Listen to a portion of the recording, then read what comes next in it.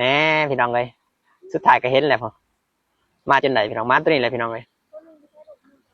ที่สัญญาไว้ว่าสิมาเกลือมันสิมาเลี้ยงมันพี่น้องเลยคือบ่กินวะโอ้อดสาซื้อบักแพงนึงอ่ะเออทอดขาไก่มาบ่กินวันเลยกินบ่มันอิ่มแล้วมั้ง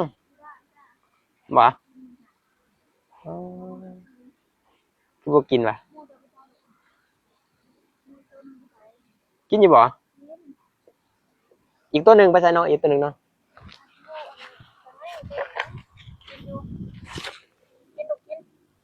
เนี่ย